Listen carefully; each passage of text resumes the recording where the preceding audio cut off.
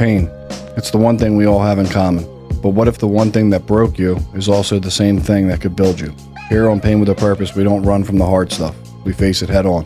Because on the other side of addiction, heartbreak, trauma, and loss is redemption. This show isn't about perfection. It's about truth. It's about people who have been to hell and have found a way back. Not just surviving, but thriving. Whether you're in the fight, walking alongside someone who is, or just need to be reminded that hope still exists, you're in the right place.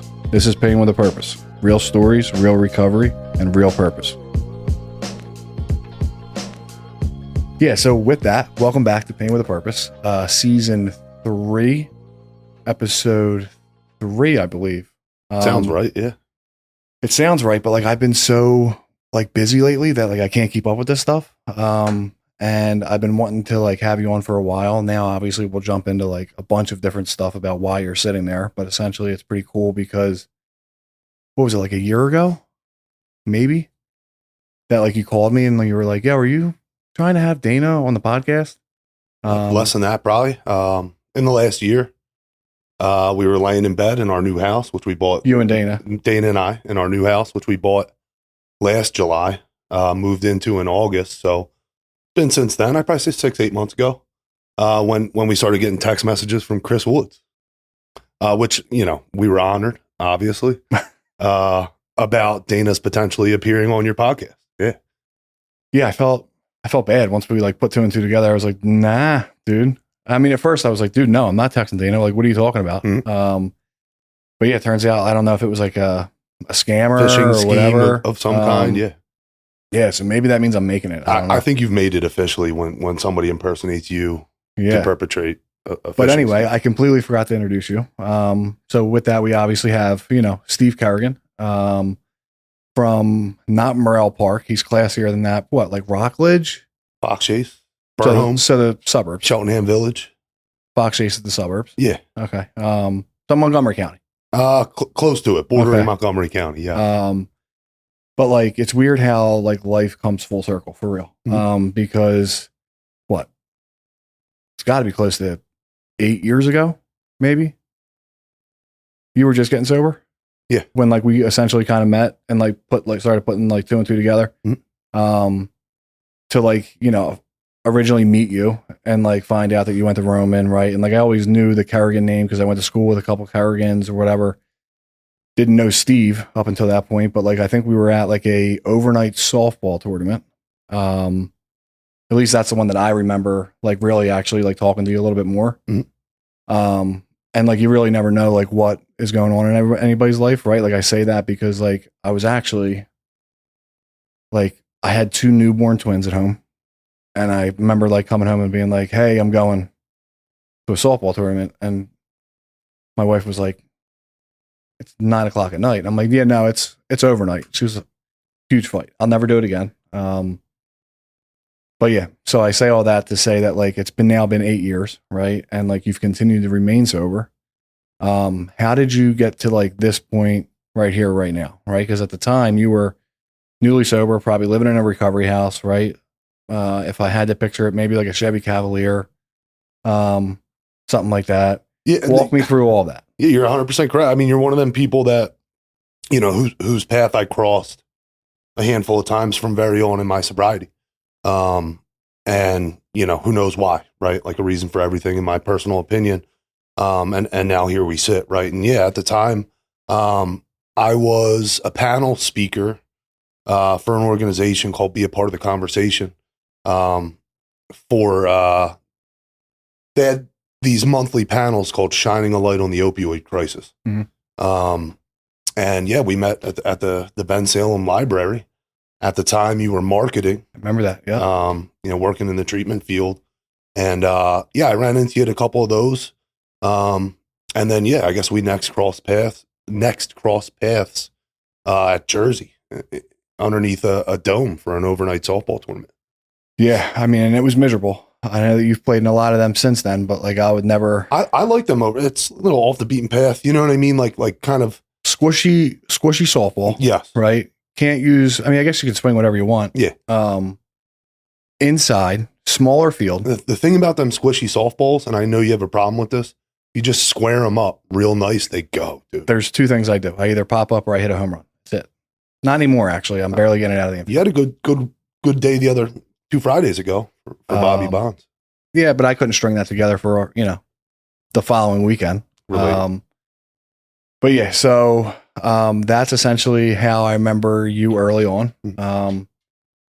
What did it look like growing up, right? Because I know a little bit about your story, and I hear a little bit about it almost every time we, kind of come in contact now. But like, walk me through.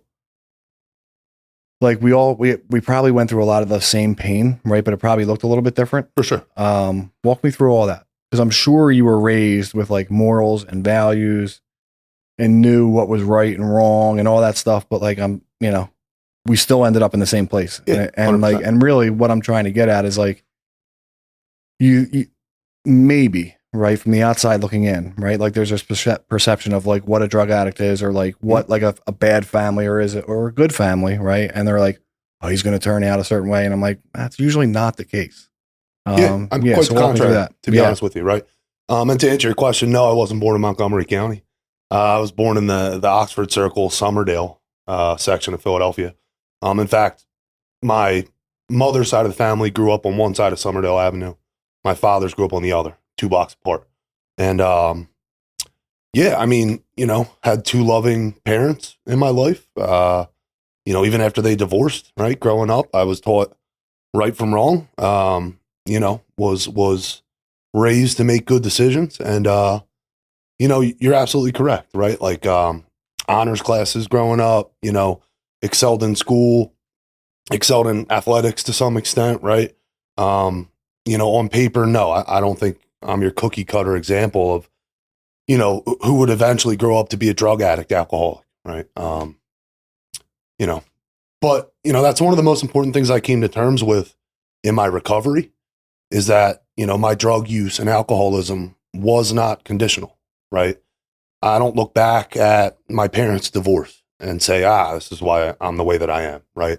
I don't look back at traumatic experiences. I don't look back at the good times. Not to cut you off, but did you at any point, did you ever? What, look back and scapegoat some of that stuff? Yeah, absolutely. I think we probably all did to an extent, but I remember, like sitting in treatment and being like, well, my mom watches every one of these episodes. She's like my biggest fan, just in general, right? But I hate to talk about it like this, but like I would literally used to be like, listen, if you grew up the way I did, right? Like my mom's a bitch, right? Like my grandmom is like completely overbearing. My grandfather, who's my father figure, out of his goddamn mind and has me like doing, soccer and baseball 24/7. I have no life, right? Like, yeah, you would have figured it out too. Yeah. I think I tried to identify and I can expand upon this later on or whatever, but for years and years and years, even well into my sobriety, like I protected the drink and the drug, right? Anything that happened, any adverse situation in my entire life, growing up, even well into sobriety, right? I looked for those golden ticket moments to say, like, this is my justifiable excuse to drink or drug, right? I lost this family member, right? I caught this bad bounce, this and that happened. Realistically, looking back, I was protecting the drink and drug, which for a very long time was the only outlet, the only escape. Well, the crazy thing is, again, people are either have it or they don't. That's just the way that I think about it. Either born with it or you're not. I don't know. Talk about like addictive personalities, whatever. I'm sure a lot of us all have our vices in some sort of another. But, like for the longest time, like that medicine worked 100% of the time. That medicine was undefeated at doing it what I needed to do. And to further your point, right? I have siblings. Right. Either it is or it isn't. Right. I have one sibling, my younger brother, we have both of the same parents. Right. Never struggled the way that I struggled. Right. I have 2 other siblings. We both have the same father. Never struggled the way that I've come to struggle. Right. You look at my father, God willing, he's coming up on 22 years of continuous sobriety. Love that. His father, my grandfather, right, died 16 years sober. Yes, part of this leads me to believe it's, genetic or I'm in some way predisposed, right? But then at the same time, I look at my siblings, right? So like the external factors, again, right? It's not conditional. Something inside of me physiologically, chemically is wired differently even than my brother, right? Yeah. But certainly, you know, compared to the person that can watch the Birds game on Sunday and drink 2 Miller Lights, right? It's never been my experience from the first time I picked up a drink. It's a really good point. I mean, I don't know where like people shifted and all this stuff, but like I got sober at 23. So like I never really shifted out of it. Yeah. Not saying that like it would be any different today because I did a ton of research trying to figure out like if I could drink or drug like a normal person. But essentially I never saw the reason for picking up like whether it be Nikolai Vodka or Miller Lite or Bud Light or just like going to the bar. Like I was never just ordering a beer just to have a beer. Like I was literally, before I even knew it, drinking for effect. I look at people that drink like, you know, expensive IPAs and shit like that. And I looked at those things totally differently, right? Like when I talk to somebody that's into that kind of thing, right? It's like, oh, it's got notes of caramel, patchouli. Like I don't fucking know. Right? Never. To me, I looked at it at an IPA and I'm like, that's $13. When I drink one, I feel like I had 40 beers, right? 40 light beers, and I'm not drunk. Yeah. Right. And, you know, to me, one of the biggest things that ever clicked for me was in the literature, which is drinking for effect produced. Yeah. And I realized that that's what made me different than the you know, Fishtown guy that drinks IPAs and goes on with the rest of his day. Right. Not to get too much into the you know, what Fishtown is today, but that Fishtown guy might not have been born there. That's a good point. You know? Yeah. But I digress. Sorry. So at some point you got sober, right? And I'm sure you're much like myself where you didn't just go like once or twice or, you know what I mean? Like you struggled for a good bit. Yeah. Probably even accumulated some time at one point, probably went back out.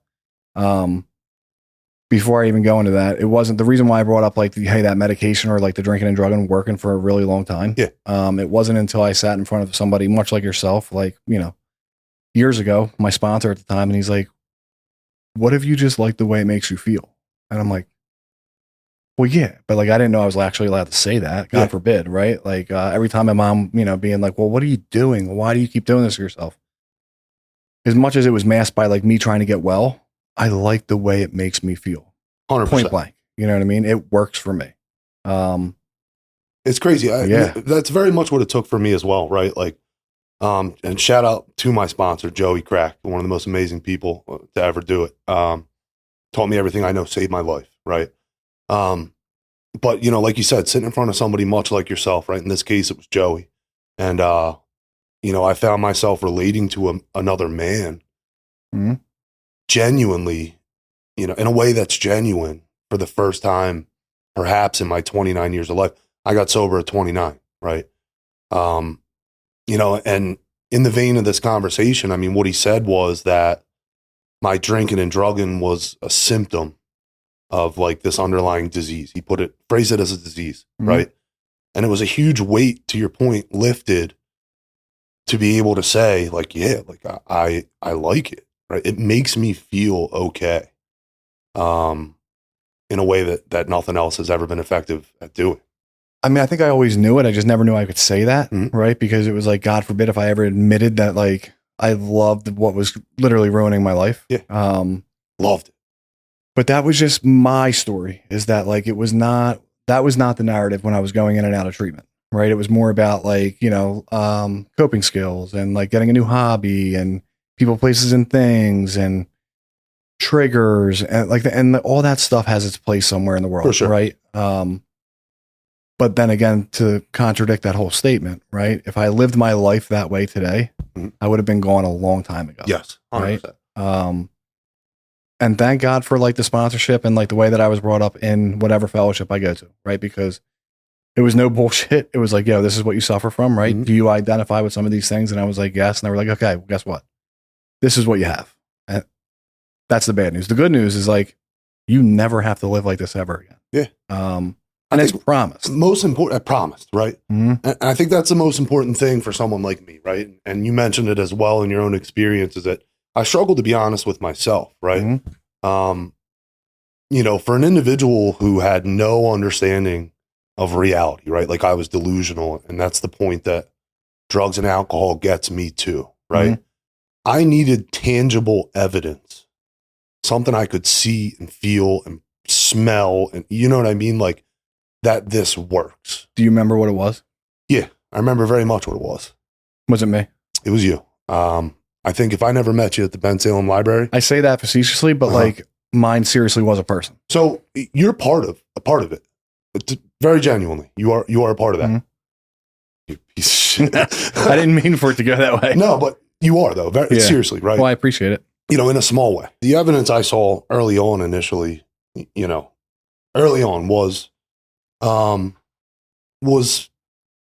several fold.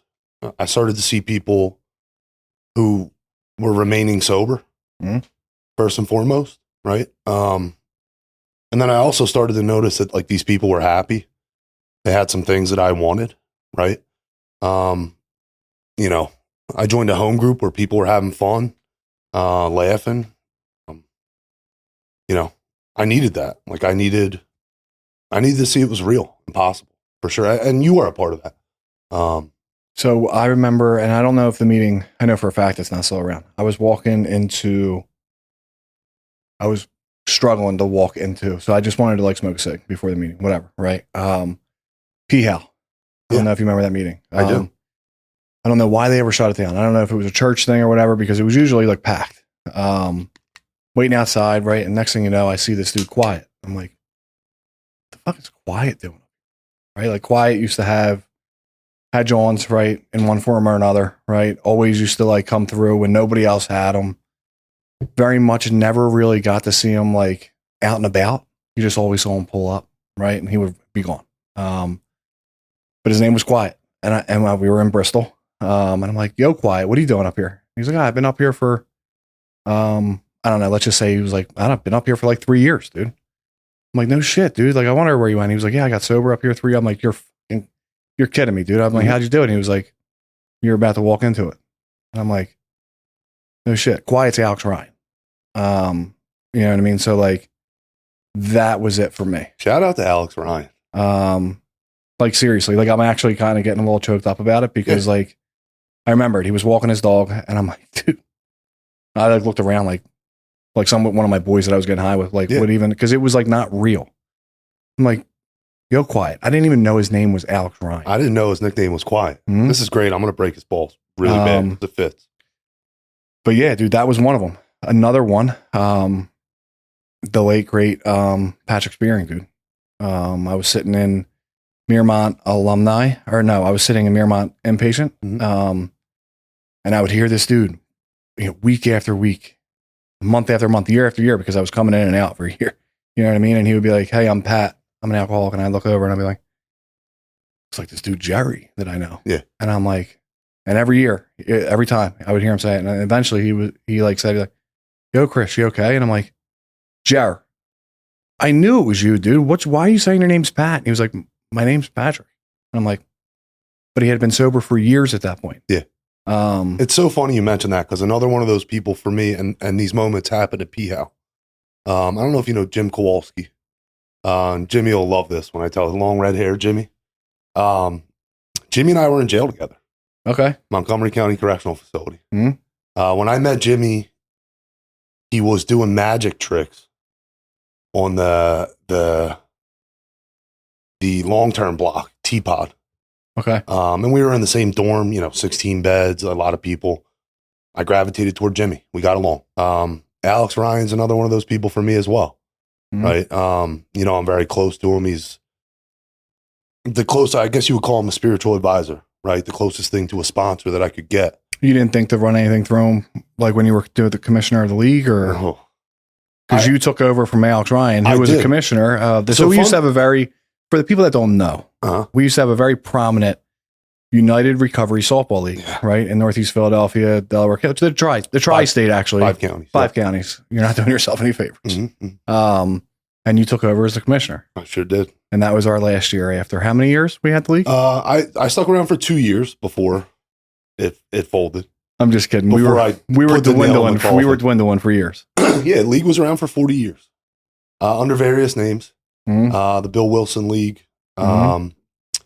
And I think Tri-State is actually more accurate and more damning because we did stretch at some points into Delaware, into Jersey. That was years ago, though. Years and years ago. Yeah, probably before URSL. But yeah, so we're sitting in the business meeting for the preseason business meeting for the URSL, one of three.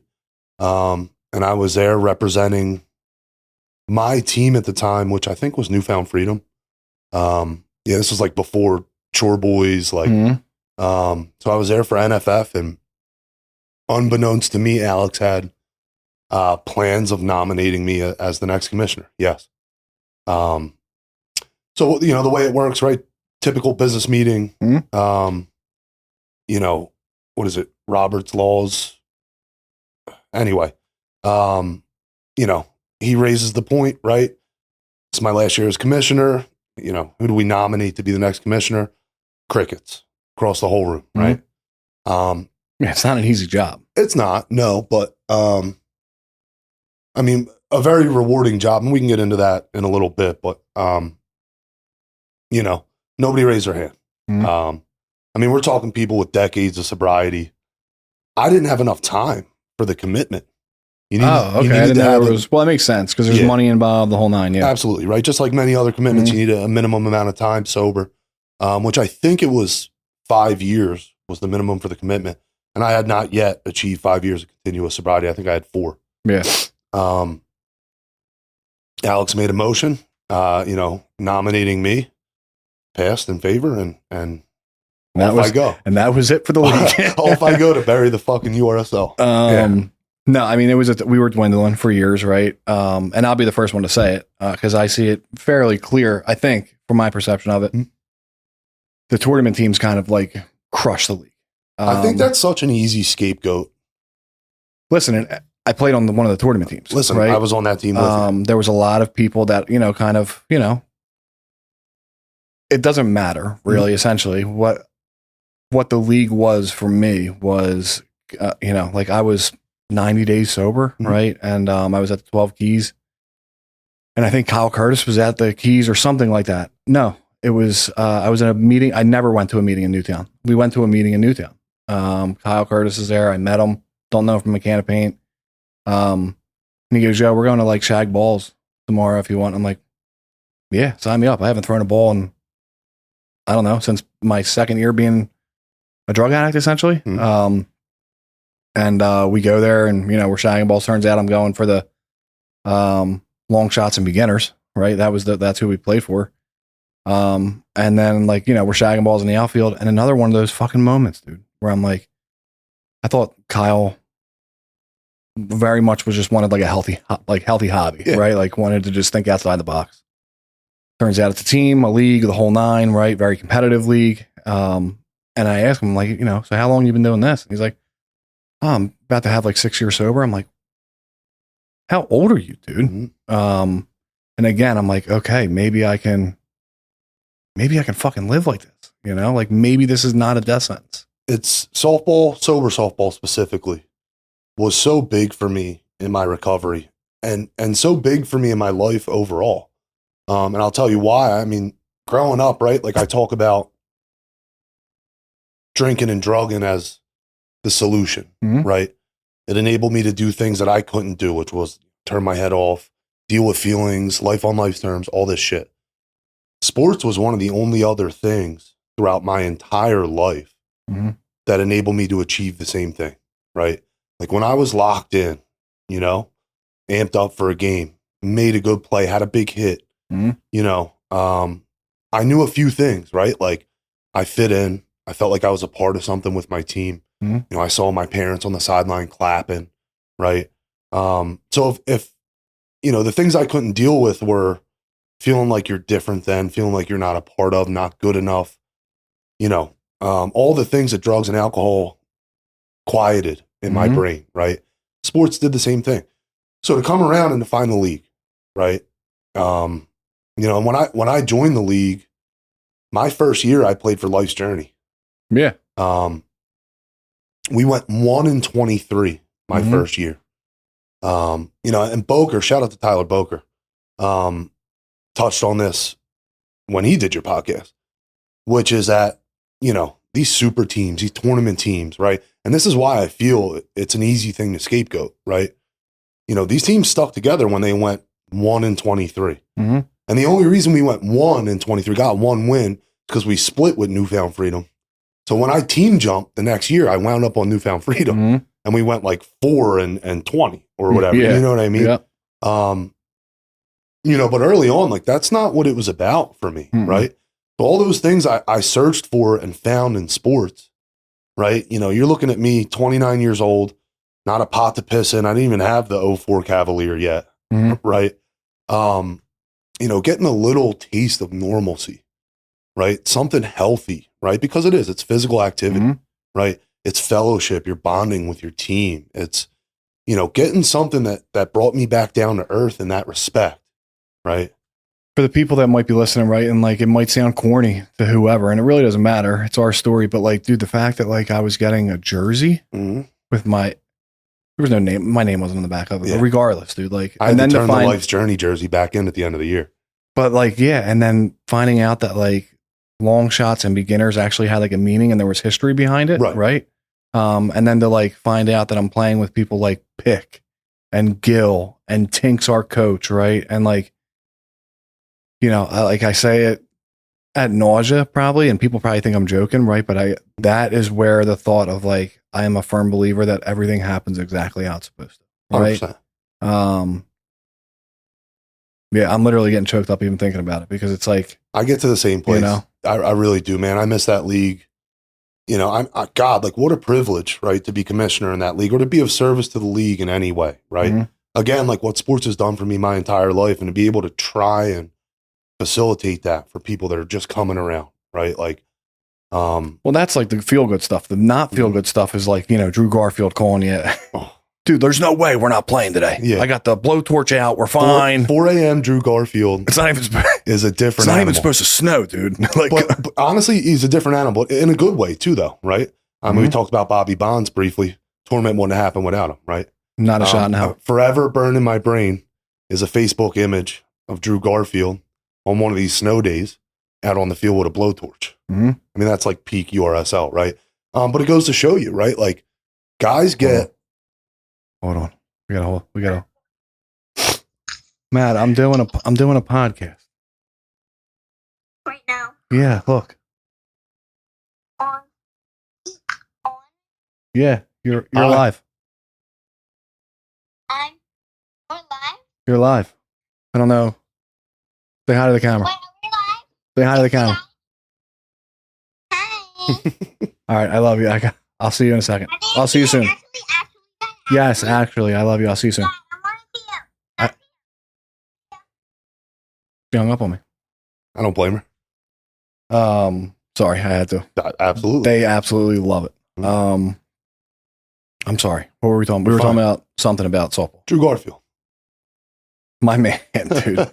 And you talk about like that. You want to talk about like the triangle, right? Of like a self-help program. Not all of us work it perfectly, right? Some of us may not even work it. You know what I mean? Some of us might not even like go to the amount of meetings that we're supposed to, or sponsor the amount of people that we're supposed to, or go to any meetings, right?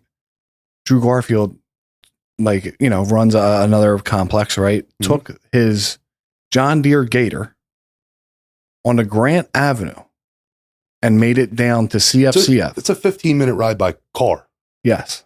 And completely took care of those fields. I got to tell you, the first time I met Drew Garfield, what's the name of the meeting? Lavin Oakley. Talk about Burhome, right? And this was one of my many attempts at sobriety, right? And I want to say it was like probation. Told me I need to start hitting meetings. I had no intention of being sober. And had I, you know, reached that point where I was ready, Drew might be my sponsor today, man, because I walked into Lavin Oakley 12 years ago, right? And mind you, I'm 8 years and some change sober. And I sat down, and Drew Garfield was in that meeting and super welcoming.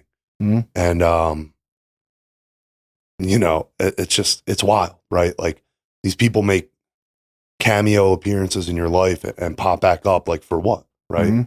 Something, in my opinion. But shout out to Lavin Oakley too. It was a long time team in the URSL. They were always a tough component, dude. Yeah.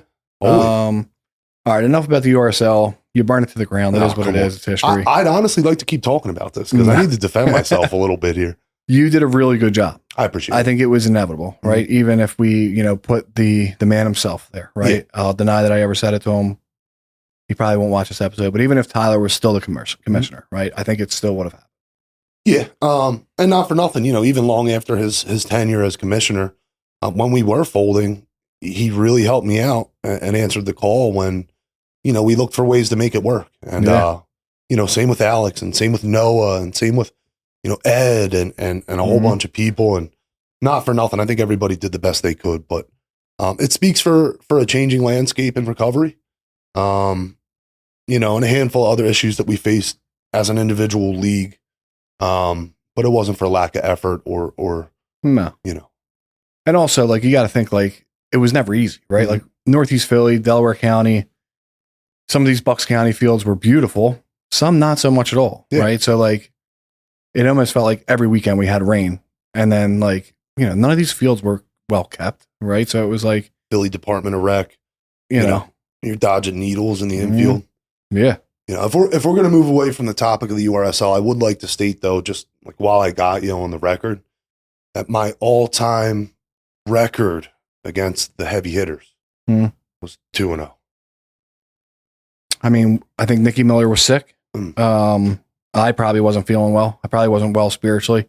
Okay. That checks out. Yeah. Yeah. And you guys were using juice bats. If you think for a second that I don't know, we know. Imagine. We know. They were shaving bats. Put that on the record. Okay. Commissioner was not checking those bats, and they were passing. Really? I want to say there was For what team? one season where we swept. Chore Boys? No, Newfound Freedom. Chore Boys was post heavy hitters. That's right. Chore Boys' greatest name But in Newfound URSL Freedom history. was good. Didn't we play you guys in the playoffs, right? So that year, that year we lost in the semifinals on a Corey Furlan walk-off home run at Westchester. I remember that. I was there for that. Yeah. You would have thought, shout out Corey, dude. Uh-huh. You would have thought he hit The walk-off in the World Series. dude. Yeah. Dude. 17 It was a fans. heartbreaker, dude. Yeah, I mean, it's a tough one. Yeah. But listen, dude, that's how serious we took it. And I wouldn't, serious is kind of out of context, right? We were just very That's how passionate. important it was to us. Yeah. Everybody there was all there for the same reason, right? Recovery first and foremost, right? But then also winning a very close second. 100%. We're all washed up high school athletes, right? That burn our life to the ground. And you turned out hey, we're not living a death sentence, and you can play very competitive softball with people we can talk shit to. It's going to be crazy. All that being said, too, right? That league helped thousands of men. Absolutely. Over the 40 years, nearly 40 years it was in existence. And, who knows? Maybe we get back one day, right? I'm moving back to the area, make one last ditch effort at it. Okay. I don't know. More will be revealed. All right. So, I mean, obviously that was a huge part, right? We didn't even talk about how we've traveled the nation together, literally played together. Won national championships. We got, dude, my first day at the new job, you whip out the national championship ring. That's right. Yeah. But I mean, championships aside, dude, all I wanted to do, honestly, was stop withdrawing. You know what I mean? And maybe build a little bit of a life about myself. Fast forward not that much longer. I'm in Las Vegas, not struggling to not put a drink in my body or get high. And I'm walking around there absolutely out of control, right? Nobody's wouldn't love that to be on social media, but having fun, right? Having fun, and then absolutely a life beyond my wildest dreams, right? The fact that I could even afford to go out there on my own dime, insane. Listen, going out there with, there wasn't enough dope in the city of Philadelphia to get me on a plane, right, without being dope sick. Vegas, right? We did Arizona together. We did Florida once or twice. Texas. I've never been to Texas, but thanks for the invite. You didn't want to go to Austin? No, I didn't go to Austin. It's one of the only ones I didn't make. Okay. But all jokes aside, right? Vegas, right? 12 sober guys on a plane and the 12 rowdiest guys on the strip, dead sober. Mm-hmm. Right. You know, I didn't have a pot to piss in 8 years ago. It's a beautiful thing for sure. And like, we're like, I don't want to beat that, like that whole dead horse. Right. But like, we're not like, I feel like sometimes it's not received the way that it's like as genuine as we're talking about it, because like we literally are not supposed to be here. You know what I mean? Like, just because like I might have like a really nice beard today and you have a sick mustache, Thank you. does not mean that we always used to look like this. Yeah. You know, don't get it fooled. I'm wearing fake teeth today. You know what I mean? I mean, look, you know, I'll send you a picture from my memories. You can go ahead and post at this point. I will. In the podcast. I mean, I was 160 pounds soaking wet. Yeah. Right. You know, a shell of a human being, nothing to look forward to. Mm-hmm. To be able to get on a plane at all, right? To be afforded 99.9% of the things that happen to me on a day-to-day basis. You're right. Like, I should be dead. Mm-hmm. Yeah. It's a really cool life we live. Unfortunately, we wake up in our baseline every day and it's like, fuck, I got to do this again. When really we prayed for a life like this. Yeah. All right. So we talked about all the URSL stuff. You've obviously, you got sober at some point. We really didn't even have to talk about any of that stuff. But like, what's it look like today? Right? Like, what's it look like when you got sober, and you were working at, what was it called, dude? West Rock. Yeah. Which we just put that together the other day, which is insane, dude. Mandatory 12-hour shifts, newly sober. 4 days a week? 4 days a week, 4 days on, 4 days off, rotating. At one point, it was actually mandatory 5 days a week, 12 hours on, 12 hours, you know. Yeah. I worked still hitting a meeting every single day. You know what I mean? Like, still, you know, you want to talk about like mental fatigue, right? And like they talk about like, you know, somebody coming back from job search and being like, I'm so tired. And they're like, what'd you do today? And you're like, nothing. It's just because I'm up here all day, right? The fact that we were able to operate like that, handle our business, you know, live full lives, have like maybe a couple of hours for a pack of Newports. Yeah. Like, you want to talk about like the best time ever. Like, it's insane. It was literally like some of the most amazing days of my life. Right. And, you know, I had nothing.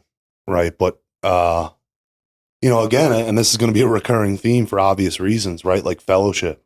You know, it didn't matter 24 hours a day what, you know, I could walk out into that living room and somebody else in my recovery house understood what I was going through, was available to talk. And you're right. Like, it was tough going, man. I worked 4 p.m. to 4 a.m., 4 days on, 4 days off. I rode my pedal bike from the recovery house to work and then to a 6 a.m. meeting at the 8744 clubhouse every morning. You've rode the bike there? I used to ride the pedal bike. Yeah. Oh man. That's not a close trip. No. After work. It's a hike. Yeah. All right. Well, you don't make labels anymore. You know, like sometimes I wish it was that easy still. I have that thought all the time. I'm like, give me a job at Flagger Force. You know what I mean? I'll just, yep, I got you. If I could afford the life that I have today physically, right? Like with my house, family, car, all that stuff on what I did my first year sober, I'd go back in a heartbeat. Absolutely. Yeah. I mean, not to bring up like Tyler again, right? But like, he put it perfectly and it stuck with me ever since he said it on the podcast. But he's like, dude, we are allowed to want more, right? He said, imagine if you did everything that you did up until this point, right?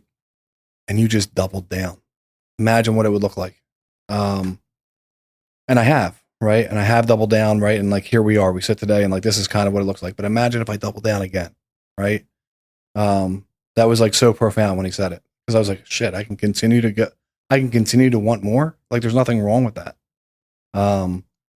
So walk me through that. Like, what did it look like after you left West Rock? Because I know at one point you were be a part of the conversation.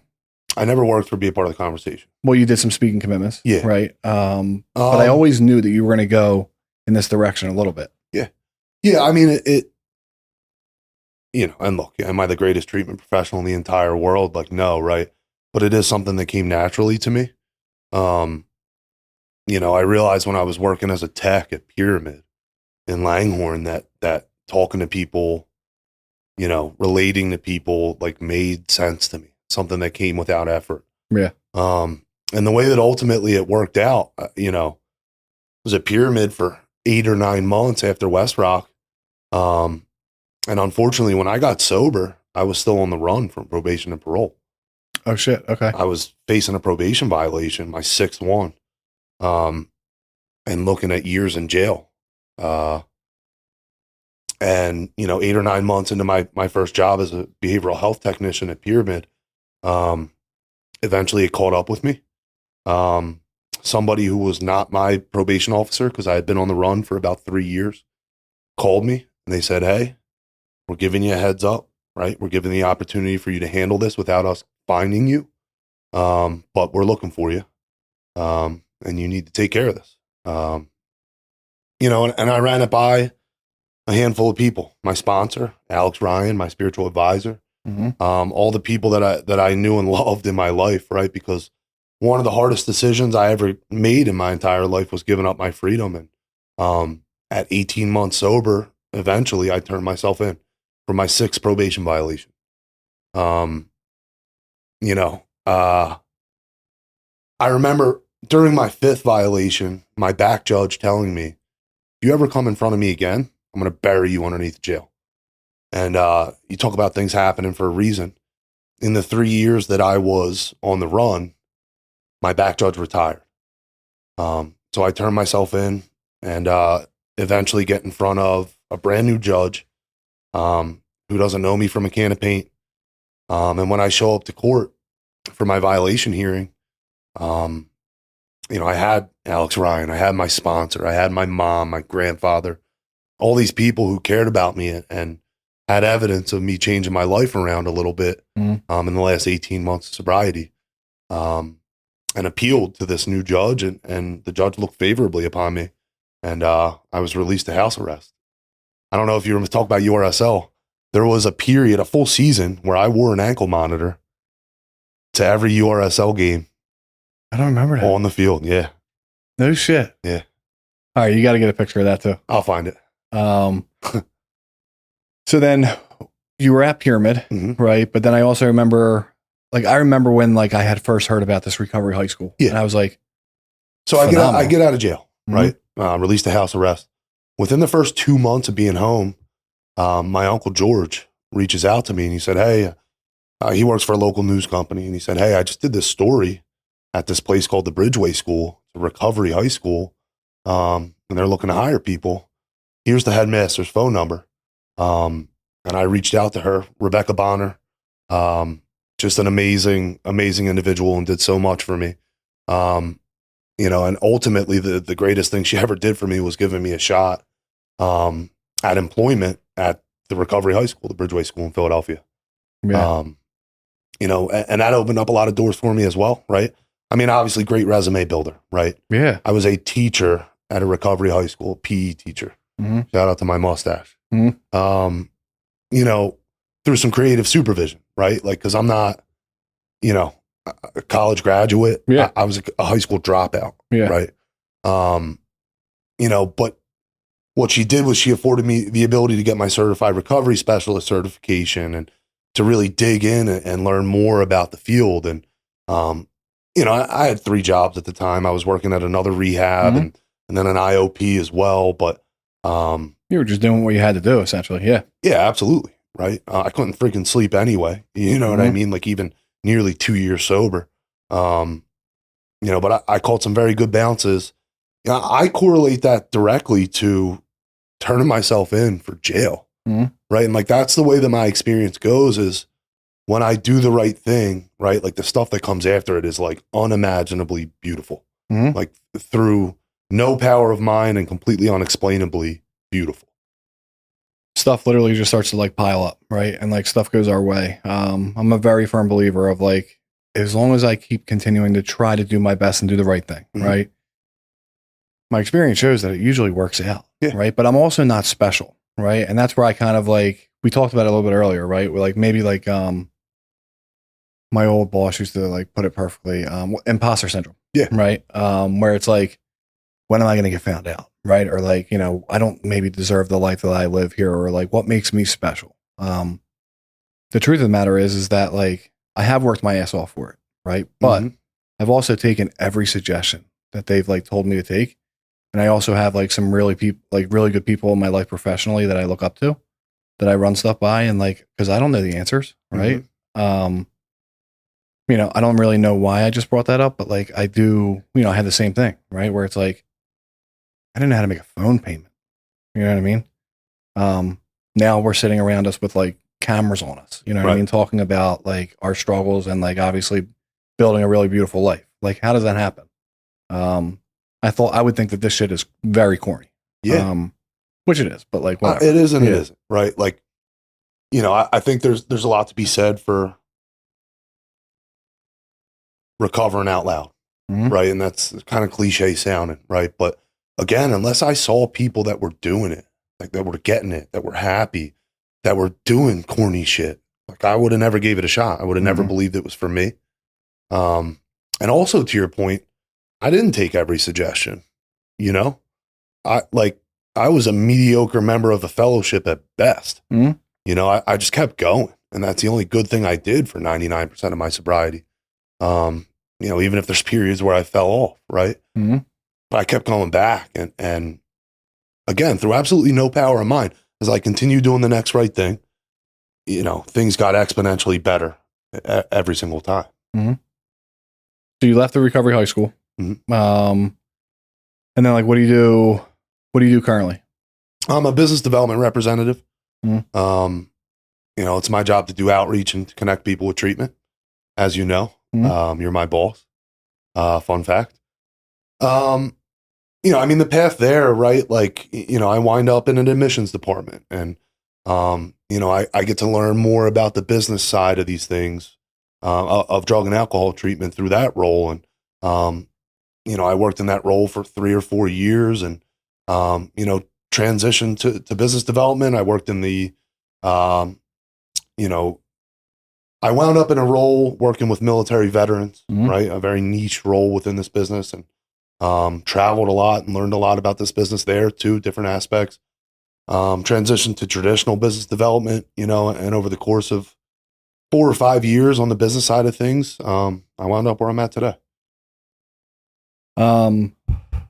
It's been really, really cool, right? And I don't think you see it just yet, right? But to see you like grow, like within, you know, this like forward facing person within the field, essentially, right? But the cool thing about you that I know, we also talked about this earlier, right? With like our reputations. Nobody can ever say anything bad about you in the field, right? The truth of the matter is that like there's a good way to go about it, and then there's a way that's, you know, kind of frowned upon, right? I've done a really cool job of like staying away from all of that, yourself included. But we're very fortunate to work for a place that's very ethical, right? Very legal. But more importantly, like the quality of care. And I think I said it to you my first or second day. When I think I saw like my first, like, you know, someone wanted to leave treatment early, and like you see the entire facility literally circle around somebody. That's not what I'm used to, right? Or I was, but I hadn't seen that in a number of years. You know, and seeing somebody like remain in treatment, and not because like, you know, we upset them and, you know, they feel like they're being held, like, no, like they literally were able to see the other side of, and the benefit of staying, you know, and then obviously seeing the success stories, right? You know, how many people could we like really, if we thought about it, like think off the top of our head, right? That like work kind of alongside us now, that we literally had put in treatment a million times. You know, like there's one that I won't say his name because I won't throw it out there, but like he was never supposed to make it. You know what I mean? Every single person, you know, we have the fortune of working alongside. I mean, most of us are fucking miracles, right? Like you don't get to the point, you know, you don't get brought to your knees if things ain't that bad. You know what I mean? I mean, most of the people I encounter on a day-to-day basis were on, at some point, the brink of death, right? You know, we're at an interesting crossroads right now, I think, in this business, in that, you know, once upon a time, right? And you look at like, you know, Florida, California, right? Like, you know, and not for a lack of great intentions, right? But it was like the wild, wild west in this business for a long time, right? You know, and a few things happen, right? Like in the 20 teens, you have the opioid epidemic. 2019, 2020 of COVID and its effects on mental health, right? I mean, the landscape changes so rapidly. We're really privileged to be poised in a sense that like we work for a place that and work with a ton of places, right, that offer quality comprehensive treatment, are in it for the right reasons, do things ethically and above board. And,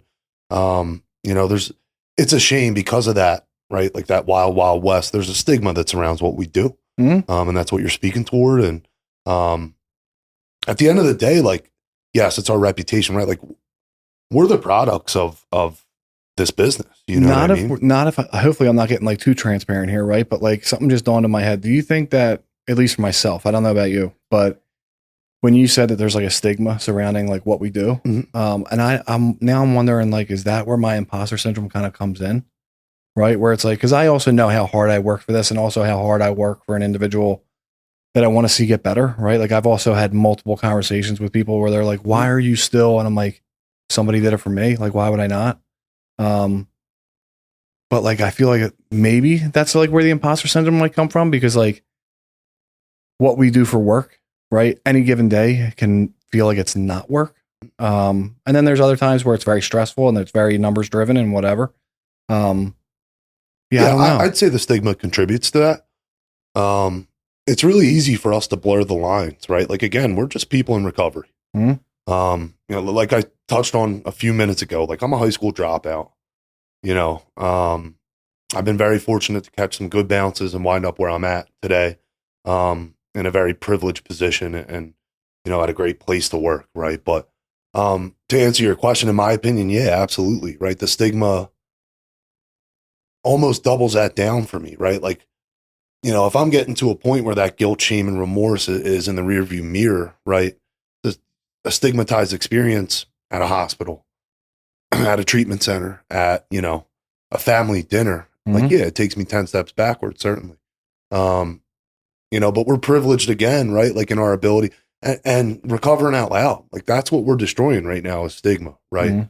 And yeah, people are going to call us corny and people are going to say we're breaking traditions and people are going to say all this goofy shit. And like the important thing is like the one person that listens to this and for God knows what reason gets something out of my message that's helpful to them, right? That's a little bit of self-loathing humor, but I'm very serious. Like the one person that any one of these podcasts makes a difference for, right?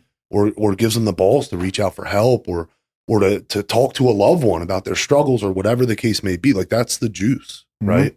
It's funny how that conversation comes full circle. But that's a beautiful thing. No, it absolutely is. But it really didn't dawn on me until you made that comment. And I'm like, maybe, because nobody's their own worst critic than myself. Yeah. Like you can't say anything to me that I haven't already said to myself yesterday or today. You're a sick pup, dude. You know what I mean? No, I already know. But yeah, so I still have that negative self-talk, right? I still have those doubts. I still have like that thought of like, okay, like life's really good. When's the other shoe going to drop? Because again, history usually, or I shouldn't say repeats itself, but like my experience shows that like I find a way, you know what I mean? Isn't that crazy despite all the evidence? Right. But I think that's what makes me an alcoholic. Right. I am wired differently, right? Like that is my baseline self-talk, the voice inside my head. Yeah. Has since as long as I can remember and still to this day, 8+ years sober, you're not good enough. This ain't going to work out for you. When's the other shoe going to drop? You're going to sound stupid on this podcast. You know what I mean? Like shit like that, right? Yeah. That's what makes me an alcoholic. That's what makes me a drug addict. That's it, right? No, absolutely. I do think that everybody, right, normies, if we will, or people that don't suffer the way that we did or once did, they probably have the same stuff, but they don't take it to the level that we do. They don't take it to like, whatever, right? Like you can insert your own experience, really, but for me, I'm right there with you. It's very interesting, but it's also why we're successful. I truly believe that too. Because I also, not only am I very spiteful and resentful, at like my core, right? And I'm talking about like towards myself, not towards other people. I've like really done a lot of work on that stuff. I don't have like a, you know, like a resentment list or anything like that, like a running one with like 5 names on it. Can't relate. But like, and this is going to sound crazy. This might be received a little bit weird. And I'm sure you've had like some similar experiences with families, but like, you know, people singing your praises, like through text, right? Like, thank you so much you did for Johnny, or thank you so much you did for my daughter or my husband, whatever the case may be. And they like literally, and I can tell that it's very genuine. And my response is literally the same every single time. What somebody did for me. It's literally what somebody did for me. Yeah. I get imposter syndrome in situations like that. You know, like I cash a paycheck every 2 weeks. And it's one of my biggest struggles doing what we do for a living. Right. Yeah, man, it makes you feel bad when a mother reaches out, says thank you, when a you know, a daughter or son reaches out and says thank you for helping my parent. But, you know, I weigh that against like what my life is today, right? And I don't mean a mortgage and a, you know, and a car payment and, you know. You're making a car payment on that thing? I don't know, man. You know what I mean though, seriously, right? You know, I have a little girl in my life. Right. I get to put bread on the table for a family. You know, I make concessions so that I can do so, like driving a 2019, you know, no big deal. But, you know, not all of us can whip the Q5, but, concessions, you know? No, I get what you're saying. Yeah. And you want to talk about like a full life, right? Like I know how much you do in your family and like your day-to-day life, right? And like I remember the first time you telling me, and we'll shut it down soon because we're running out of time, but when you told me that you make a trip from like essentially where our job is, past where we currently are to like Bucks County weekly, once a week or twice a week? Twice a week. And you would probably do it 10 times over, right? But like regardless of that, like none of that's easy, right? Waking up at that hour, making that trip, working all week, making that trip, and then showing up on the weekend, you know what I mean? And like being fun is tough, right? Yeah. But again, like it's somebody, you probably watched people in your life do stuff similar in some regard, right? Where you're like, it doesn't matter. Like, I'm just going to do it. You know, that's, you know, we talk about all the tangible things, right? And yeah, my life looks a lot different than it used to be, right? Like what it's like now, right? Yeah, I'm employable. Yeah, for now. For now, we'll see. My boss is a piece of shit. I'm employable. You know, I do the things I say I'm going to do. I show up when I say I'm going to show up. You know, all that shit's great, right? Like, in the program instilled that upon me, right?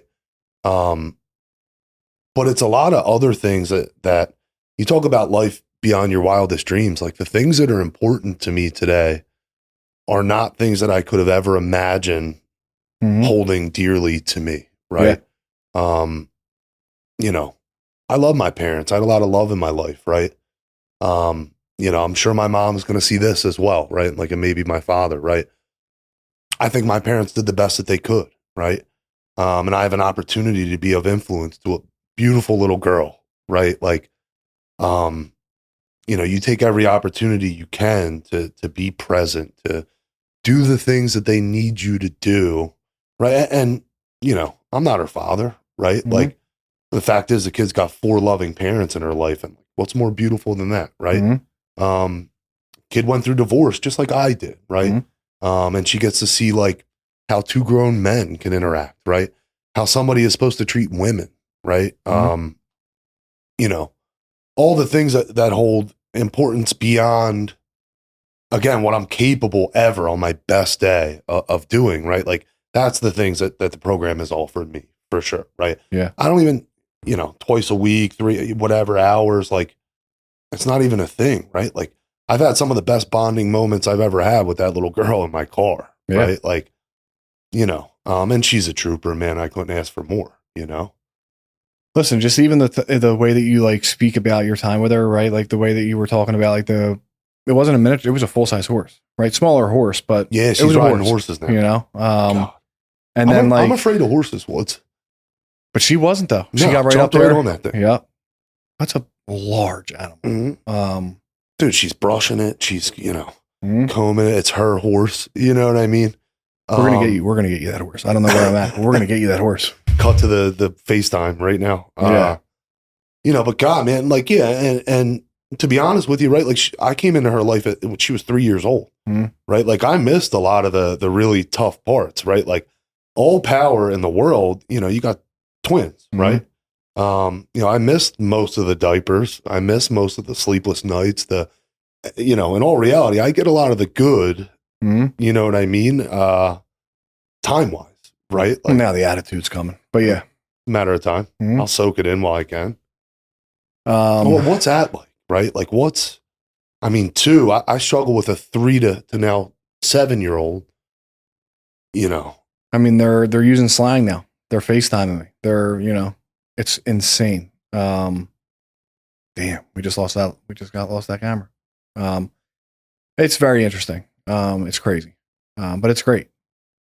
So anyway, with all that being said, right, before we shut it down, I ask everybody, right, I'm going to ask you too, even though we really did a very thorough job of like talking about how you've turned all your pain into a purpose, but what does that look like today? Like, how have you, taken your lived experience, right, and turned it into your purpose?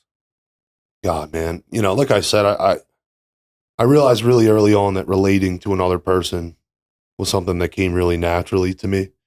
I've been very privileged to parlay that into a career, right? Mhm. But realistically, like, again, that's the juice, right? Like on a day to day, finding a way to connect with somebody, to share my experience, my strength. That's it, right? Like when I seek out putting somebody before myself every single day, again, things get exponentially better for me every single day that passes. To be honest with you, I'm just very fortunate. We definitely are. Because I remember you 8 years ago. And just for the record, that his voice being that deep, it's not his real voice. I've been telling people that all the time ever since we started working together. I'm like, do you know that Steve, that's not his real voice? Yeah. He does that. People What do believe people it. It's say? They great. believe Yeah. They're like, there's no way. My I mom do. told me I got a face for radio. You really do, actually. That was actually not a compliment. I was saying that it is a compliment because I think that you do have like a voice, like for sure. Like this is actually going to turn out really good. You might be really surprised. Have you ever heard yourself on microphone? Yeah, everybody hates the sound of their own voice. And also, that was like a really weird thing to say to another man, but I hear you. What? Nothing. My bad. What did I say? My voice is. Oh, whatever. I don't care. I'm okay today. Right? I'm free. I love that for you. We could break balls for the next hour on this thing. It's been like a pleasure getting to know you on a deeper level, and like working with you on a day-to-day basis. But I really do appreciate you making the trip. I know you were already down here. You didn't have to stay down here. You live a good 2 hours away from here. So I appreciate it, man. All jokes aside, it's been a privilege. And same with getting to know you, being on the podcast, everything. Thanks for everything you do. Cool. Yeah. So with that, we'll see you guys next week.